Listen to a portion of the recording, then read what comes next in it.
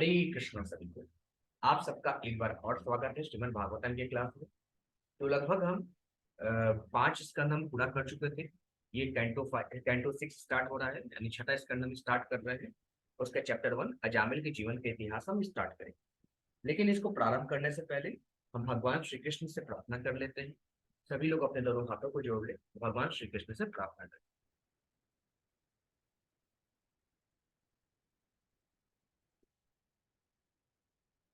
ओम नमो भगवते वासुदेवाय। जन्माद्यस्य तो अन्वयादितरश्चार्थयस्विकस्वराट् तेने ब्रह्महृदायादि कवये मोहितः सूर्याः तेजो वारि मृदां यथ विनिमयो यजते सर्गो मृषा धाम्ना स्वेन सदा निरस्तकुहकं सत्यं परं धीमहि। नारायणं नमस्कृत्य नरं चैव नरोत्तमं देवीं सरस्वतीं व्यासं ततो जयमुदीरये। हरे कृष्णा कृष्णा कृष्णा हरे हरे, हरे राम राम राम हरे हरे। हरे कृष्ण।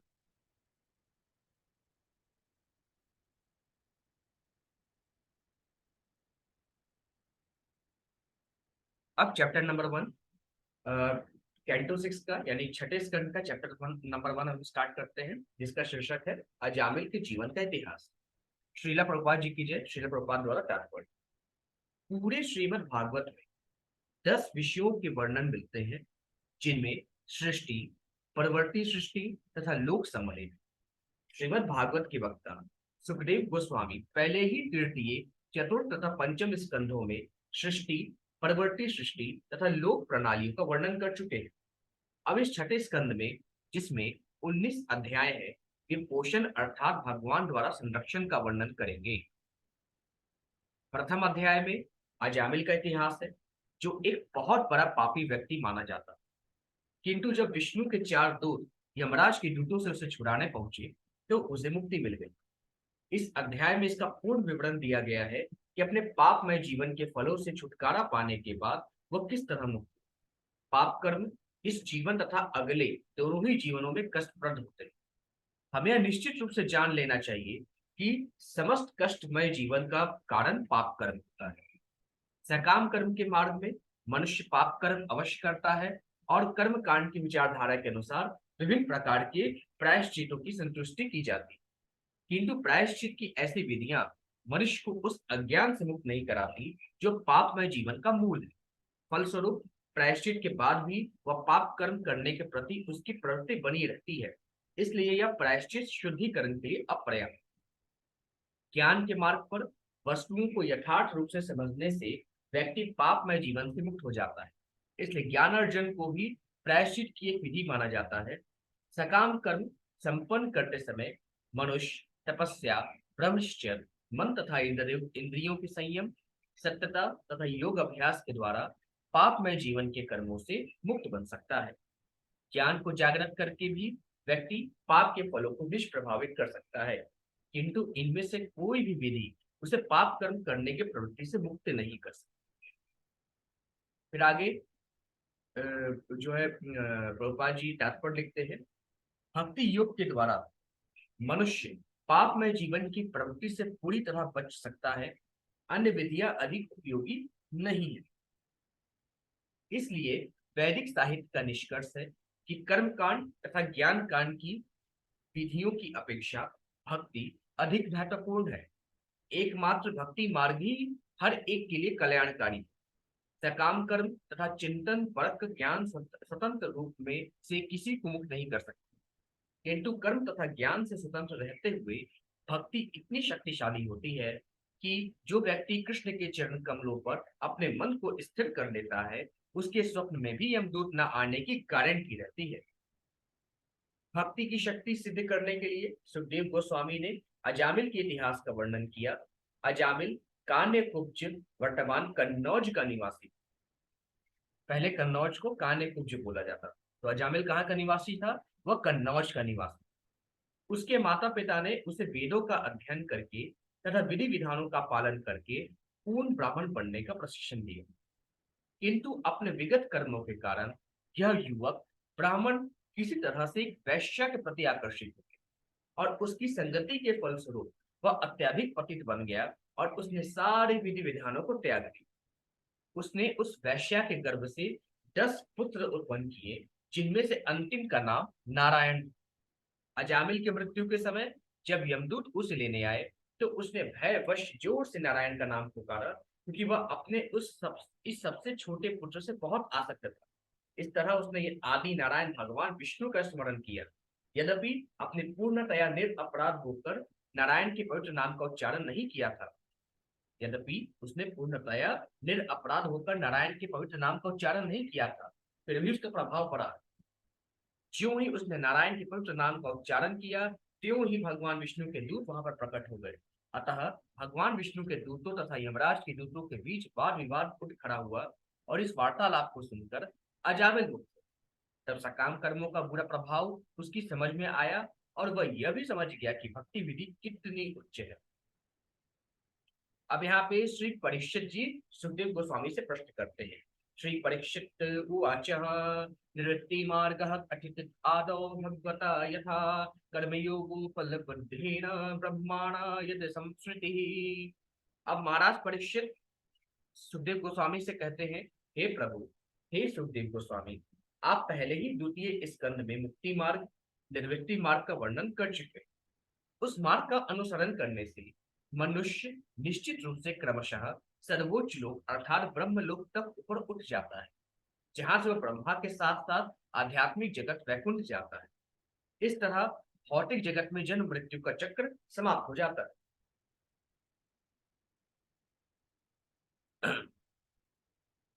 फिर आगे महाराज परीक्षित प्रश्न करते हैं, प्रवृत्ति लक्षण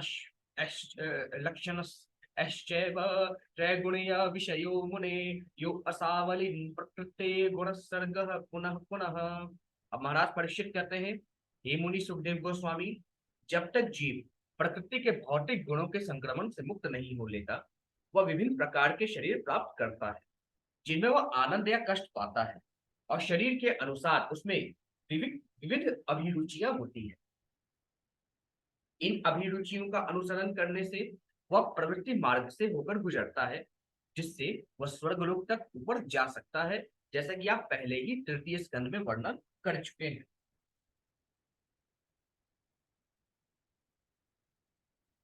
फिर आगे जो है राजा परीक्षित कहते हैं, अधर्म लक्षण नाना नरका अश्यानुवर्णित मनवंतरश्च व्याख्यात आद्य स्वयं भुवो यतः। अब यहाँ पे महाराज परीक्षित आगे कहते हैं, आपने नारकीय जीवन की उन विविध योनियों का भी वर्णन किया पंचम स्कंद के अंतर्गत, जो पाप कार्यों से फलित है, और अपने आपने प्रथम मनवंतर का वर्णन चतुर्थ स्कंद में किया, जिसकी अध्यक्षता ब्रह्मा के पुत्र स्वयंभू मनु ने की थी। अब आगे महाराज परीक्षित कहते हैं, प्रिय वर्त उत्तानपादो वर्षस्त अच्छ चरितानि च द्वीप वर्ष समुद्राद्रि न अद्युद्यान वनस्पतिन् धरामंडल संस्थानम भागलक्ष मानतः ज्योतिषां विवराणानां च यथेदम सृज विभु। अब यहाँ पे महाराज परीक्षित जो है प्रश्न करते हैं सुखदेव गोस्वामी से, हे प्रभु, आपने राजा प्रियव्रत तथा राजा उत्तानपाद के फूलों तथा गुणों का वर्णन किया है। पूर्ण पुरुषोत्तम भगवान ने इस भौतिक जगत की रचना विविध ब्रह्मांडों, लोकों, ग्रहों तथा नक्षत्रों, विविध भूभागों, समुद्रों, नदियों, उद्यानों तथा वृक्षों से की, जिनके लक्षण भिन्न भिन्न है। ये इस धारालोक आकाश के प्रकाश पिंडों तथा अधोलोक में विभाजित है। आपने इन लोगों का तथा इनमें रहने वाले जीवों का बहुत स्पष्ट वर्णन किया है।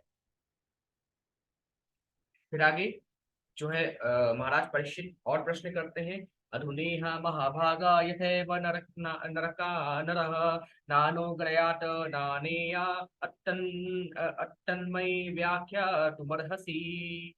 अब यहाँ पे जो है महाराज परीक्षित आगे करते हैं, हे परम भाग्यशाली तथा ऐश्वर्यवान सुखदेव गोस्वामी, अब आप कृपा करके मुझे बतलाएं कि मनुष्यों को किस तरह उन नारकीय स्थितियों में प्रवेश करने से बचाया जा सकता है, जिनमें उन्हें भीषण यातनाएं सहनी पड़ती।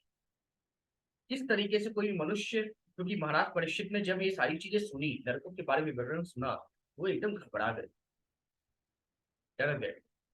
तो इस प्रकार से उन्होंने प्रश्न पूछा कि हे गोस्वामी जी, इन नरकीय जीवन से क्या मनुष्य बच सकता है?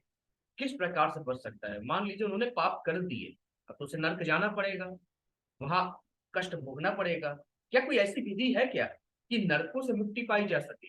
क्या ऐसी कोई विधि है क्या, इंसान ने पाप कर्म कर लिया फिर भी वो नरक से मुक्ति पा जाए? ये प्रश्न पूछते हैं। फिर आगे सुखदेव गोस्वामी कहते हैं, न चेदी है पापी पचितम यथा हसः कृतस्य कुर्यान्मन उक्त पाणि भी ध्रुवम स वै प्रेत्य नरकानुपैति ये कर्तिता मे भवत अस्ति गमयातनः। अब सुखदेव गोस्वामी कहते हैं, हे राजन, यदि मनुष्य अपनी अगली मृत्यु के पूर्व इस जन्म में अपने मन, वचन तथा शरीर से किए गए समस्त पापों का मनु संहिता तथा अन्य धर्म शास्त्रों के विवरण के अनुसार समुचित प्रायश्चित द्वारा निराकरण नहीं कर लेता, तो वह मृत्यु के बाद अवश्य नरकलोक में प्रविष्ट होगा और भीषण कष्ट उठाएगा, जैसा कि मैं आपसे पहले ही कह चुका हूँ राजन। फिर आगे सुखदेव गोस्वामी कहते हैं, तस्मात् पुणे वाहि वाश्वः पाप निष्कृतो यतेत मृत्युर विद्य विपद्यतात्मनः दोषस्य दृष्ट्वा गुरुलाघवं यथा अभिषेकिं किपसीत रुचामनिदानवित्। अब यहाँ पे जो है सुखदेव गोस्वामी आगे कहते हैं, अतः अपनी अगली मृत्यु आने के पूर्व जब तक मनुष्य का शरीर पर्याप्त सशक्त है, उसे शास्त्रों के अनुसार प्रायश्चित की विधि तुरंत अपनानी चाहिए, अन्यथा समय की क्षति होगी और उसके पापों का फल बढ़ता जाएगा। जिस तरह एक कुशल वैद्य रोग का निदान और उपचार उसकी गंभीरता के अनुसार करता है, उसी तरह मनुष्य को अपने पापों की गहनता के अनुसार प्रायश्चित करना ही चाहिए। फिर आगे राजा परीक्षित कहते हैं, दृष्ट श्रुता भयात यत् पापम जानन न अप्याप्त मनो अहितम करोति भूयो विवशः प्रायश्चित मधो कथम। अब यहाँ पे राजा परीक्षित फिर सवाल करते हैं, उन्होंने कहा कि मनुष्य को जानना चाहिए कि पाप कर्म उसके लिए हानिकारक है, क्योंकि वह वस्तुतः यह देखता है कि अपराधी सरकार द्वारा दंडित किया जाता है और समान लोगों के द्वारा दुत्कारा जाता है, और वह शास्त्रों तथा विद्वान पंडितों से सुनता भी रहता है कि पाप कर्म करने से मनुष्य अगले जीवन में नारकीय अवस्था में फेंक दिए जाते। फिर भी ऐसा ज्ञान होते हुए मनुष्य को प्रायश्चित करने के बावजूद बारंबार पाप करने के लिए बाध्य होना पड़ता है। अतः ऐसे प्रायश्चित का क्या महत्व? यहाँ पे महाराज परीक्षित कहते हैं कि हम एक बार पाप कर लिए, सपोज कोई एक बार चोरी कर ली और सरकार ने उसको दंडित कर दिया, 2 साल 3 साल 4 साल जो भी सजा सुनाई उसको सुना दी।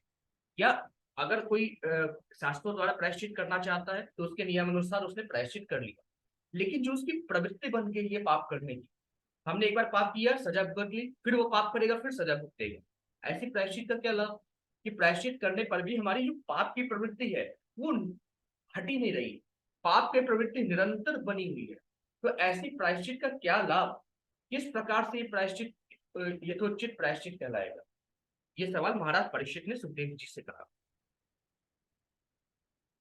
फिर आगे सुखदेव गोस्वामी से और महाराज परीक्षित करते हैं, कवचिन्न वर्तते अभद्र अत कवचिज चरति तत् पुनः प्रायश्चितमर्थो पार्थं मन्ये कुंजर शौचवत्।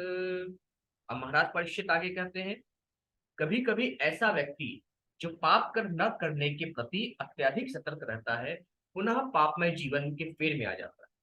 इसलिए मैं बारंबार पाप करने तथा प्रायश्चित करने की इस विधि को निरर्थक मानता हूँ। तो स्वामी जी, यह तो हाथी के स्नान करने जैसा है, क्योंकि हाथी पूर्ण स्नान करके अपने को स्वच्छ बनाता है, किंतु स्थल पर वापस आते ही अपने सिर तथा शरीर पर धूल डाल लेता है। तो व्यक्ति पाप करेगा, प्रायश्चित करेगा, लेकिन उसकी प्रवृत्ति ऐसी है कि फिर वो पाप करेगा। तो क्या वो बारंबार प्रायश्चित करता रहे? इस चीज को मैं सही नहीं मानता।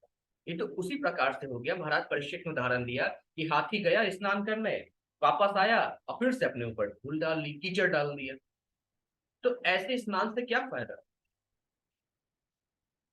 फिर आगे यहाँ पे जो है सुखदेव गोस्वामी को अभी बाद रायण यहाँ पे बोला गया है सुखदेव गोस्वामी को जो है वेद व्यास पुत्र सुखदेव गोस्वामी। ठीक है। तो यहाँ पे श्री बादरायणी रुवाचा यानी बादरायणी उनका एक और नाम है सुखदेव गोस्वामी। श्रीबादरायणी उवाच कर्मणा कर्म निर्हारो न हयातयन्ति क इष्यते अविद्वदधिकारित्वा अथ प्रायश्चितम विमर्शनम। अब यहाँ पे जो है वेद व्यास जी के पुत्र श्री सुखदेव जी गोस्वामी कहते हैं, हे राजन, चूंकि अपवित्र कर्मों को निष्प्रभावित करने के उद्देश्य से किए गए कर्म भी सकाम होते हैं, अतः वे मनुष्य को सकाम कर्म करने की प्रवृत्ति से छुटकारा नहीं दिला सकते। जो व्यक्ति अपने को प्रायश्चित के विधि विधानों के अधीन बना लेता है, वे तनिक भी बुद्धिमान नहीं है, अपितु वे सभी तमोगुण में होते हैं। जब तक मनुष्य तमोगुण से मुक्त नहीं हो जाता, तब तक एक कर्म का दूसरे से निराकरण करने का प्रयास करना निरर्थक है, क्योंकि इससे मनुष्य की इच्छाओं का उन्मूलन नहीं। इस तरह ऊपर से पवित्र लगने वाला व्यक्ति निसंदेह पाप पूर्ण कर्म करने के लिए उन्मुख होगा। अतएव असली प्रायश्चित तो पूर्ण ज्ञान अर्थात वेदांत में प्रबद्ध होना है, जिससे मनुष्य परम सत्य भगवान को समझता है। यानी यहाँ पे सुखदेव गोस्वामी कहते हैं कि निश्चित रूप से राजन, एक पाप कर्म को हटाने के लिए आप पुण्य कर्म करो या जो प्रायश्चित बताया गया वो करो, वो भी तो एक सकाम कर्म है। वो किसी फल की इच्छा से किया गया है कि हम जो पाप कर्म हमसे पूर्व जन्मों में हो गए हैं वो हट जाए। तो ये एक निरर्थक विधि है, क्योंकि ये भी तमोगुण से बंधी होती है। तो यहाँ पे महाराज परीक्षित को सुखदेव गोस्वामी कहते हैं कि अगर व्यक्ति चाहता है कि ये प्रवृत्ति हटे, जो पाप करने की निरंतर प्रवृत्ति है वो हटे, तो डेफिनेटली यहाँ पे उसको भगवान के शरण में जाना चाहिए और भगवान का ज्ञान होना चाहिए। अब यहाँ से भक्ति की स्टार्टिंग होती, शुरुआत होती। फिर आगे सुखदेव गोस्वामी कहते हैं, नाशनतः पथयमेवानं व्याध्यो अभिभवन्ति एवं नियकृता जंशनः क्षेमाय कल्पते। सुखदेव गोस्वामी कहते हैं, हे राजन, यदि रुक्ष व्यक्ति वैद्य द्वारा बताया गया शुद्ध अदूषित अन्न खाता है, तो वह धीरे धीरे अच्छा हो जाता है और तब रोग का संक्रमण उसे छू तक नहीं पाता। इसी तरह यदि कोई ज्ञान के विधि विधानों का पालन करे, तो वह धीरे धीरे भौतिक कलमश से मोक्ष की ओर प्रगति करता है। अब यहाँ पे सुखदेव गोस्वामी कहते हैं, जिस प्रकार अच्छे अन्न खाने से व्यक्ति धीरे धीरे अच्छा हो जाता है, उसी प्रकार से अगर व्यक्ति को शुद्ध ज्ञान मिले, अगर व्यक्ति को भगवान के बारे में जानने को मिले, तो डेफिनेटली वो धीरे धीरे वो पाप कर्म की प्रवृत्ति से मुक्त हो जाता है और मोक्ष की ओर जाता है। फिर आगे सुखदेव गोस्वामी कहते हैं, तपसा ब्रह्मचर्येण शमेन च दमेन च त्यागेन सत्य शौचाभ्याम यमेन नियमेन वा देहभाग बुद्धिजम धीरा धर्मज्ञाः श्रद्धयान्वितः क्षिपन् अत्यधम महति तपी वेणुगुल्म विवानरः।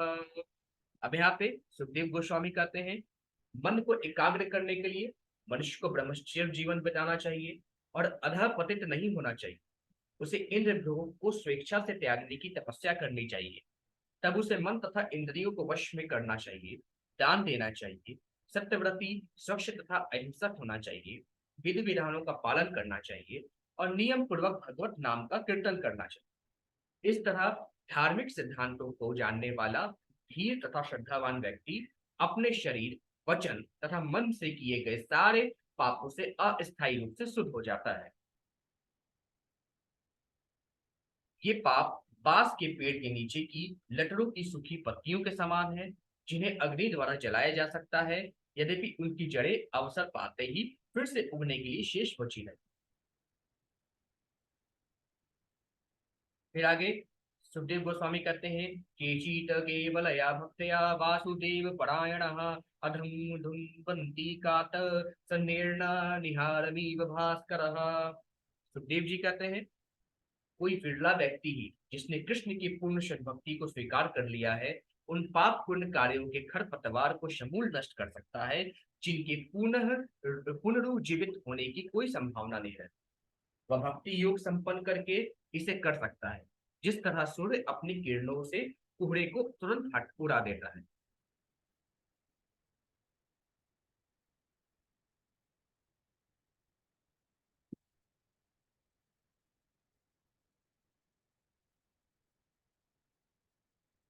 फिर आगे सुखदेव गोस्वामी कहते हैं, न तथा हयाध वार्णा जन पूयते तप आदि यथा कृष्णा पीड़ित प्राण अस्त अट पुरुष निषेवया।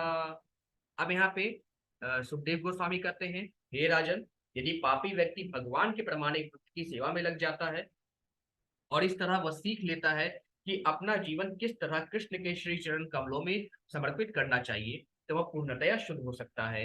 तपस्या, ब्रह्मचर्य तथा मेरे द्वारा पहले वर्णित प्रायश्चित के अन्य साधनों को संपन्न करने मात्र से वह पापी शुद्ध नहीं बन सकता।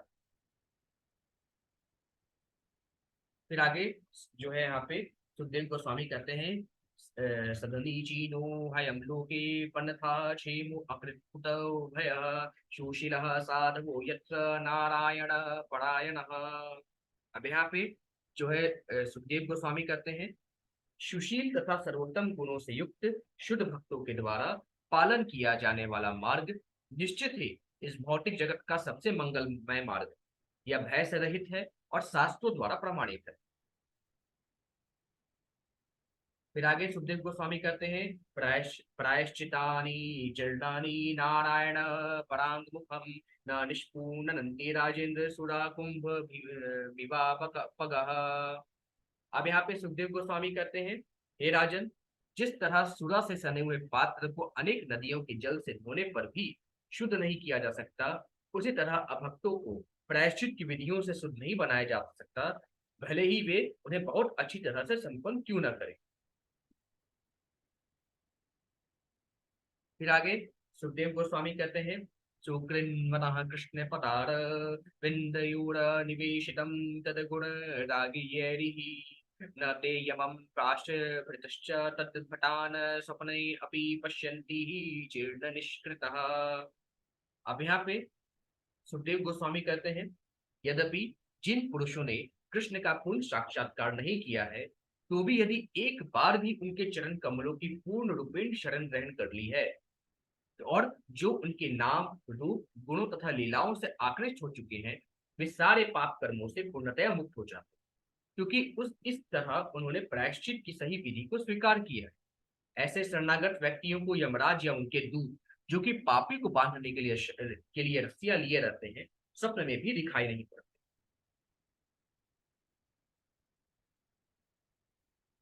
फिर आगे सुखदेव गोस्वामी कहते हैं, अत्र चोदाहरन्ति ममीतिहासं पुरातनम दूताना विष्णु यमयो संवादस्तम निबोध में। अब यहाँ पे सुखदेव गोस्वामी कहते हैं, इस संबंध में विद्वान जन तथा संत पुरुष एक अत्यंत प्राचीन ऐतिहासिक घटना का वर्णन करते हैं, जिसमें भगवान विष्णु तथा यमराज के दूतों के बीच संवाद हुआ। कृपया करके ये मुझसे सुनिए राजा। अब चैप्टर नंबर यहाँ पे श्लोक नंबर 21 से अजामिल जी के बारे में, अजामिल जी के चरित्र के बारे में पूर्णतः यहाँ पे सुखदेव गोस्वामी बतलाएंगे, वो हम कल करेंगे। आज के लिए बस इतना ही। सभी को हरे कृष्ण।